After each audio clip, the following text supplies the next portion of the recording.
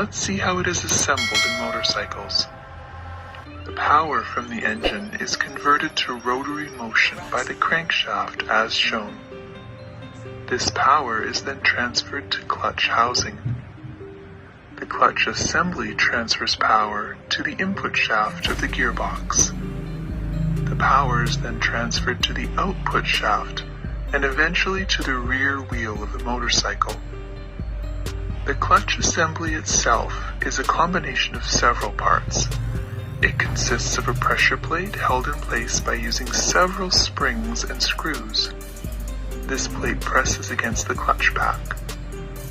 The clutch pack consists of several steel and friction plates placed in alternate positions. The clutch basket and the inner hub are assembled with their axes aligned to the input shaft of the gearbox. Now let's understand how a clutch works. The clutch basket freewheels with respect to the gearbox. The engine power will spin the clutch basket, but it will not transfer any power to the gearbox. However, the inner hub is connected to the input shaft of the gearbox. If we spin this inner hub, then it will also spin the gearbox input shaft. Let's take a hypothetical connector with teeth on its internal and external portion that can interlock with both the clutch basket and the inner hub. If we insert this hypothetical connector between the clutch basket and the inner hub, then we can spin both of these at once and the engine power reaches the gearbox. And if we remove this hypothetical connector, the clutch basket and inner hub will be independent again, and the engine power is disconnected. But there is a problem in using this connector.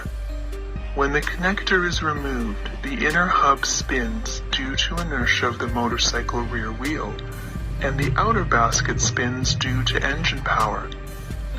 This is why these two components start spinning at different speeds. In order to interlock with both of these non-synchronized spinning components, the hypothetical connector will have to spin at two different speeds at the same time, which is impossible. For example, if it matches the inner hub speed, then interlocking this connector with the outer basket will be either impossible or too difficult. To eliminate this problem, the clutch pack is used in place of this hypothetical connector. Unlike our hypothetical connector, the clutch pack is a combination of separate circular plates. Let's take any two adjacent plates from the clutch pack. One of them is a friction plate and the other is a steel plate. The friction plate has teeth on the outer circumference, which always interlocks with the clutch basket and can slide sideways along this clutch basket. The plate spins with the clutch basket, but doesn't affect the inner hub. The steel plate has teeth in its inner portion, which always interlocks with the grooves in the inner hub, and can slide sideways along this hub. This plate spins with the inner hub, but doesn't affect the outer basket. As these plates can slide sideways, we can press them together, gradually increasing friction so that both of them start acting like a single unit, like our hypothetical connector. With this arrangement, if we spin the outer basket, the inner hub will also spin. This will eventually transfer power from the engine to the gearbox. Even if the plates are spinning at different RPM at first, the gradual increase in friction between them will eventually synchronize them. If we release the pressure, the two plates become independent. This will disconnect the inner hub with the clutch basket, and the engine power is disconnected. Several other plates are added to increase strength and surface area.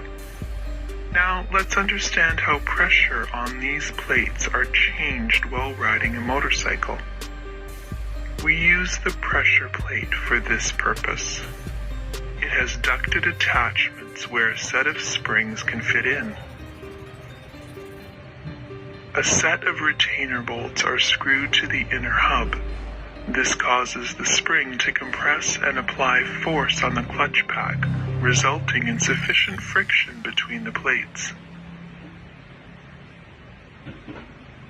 We can release the pressure on the clutch pack by pushing the pressure plate outwards.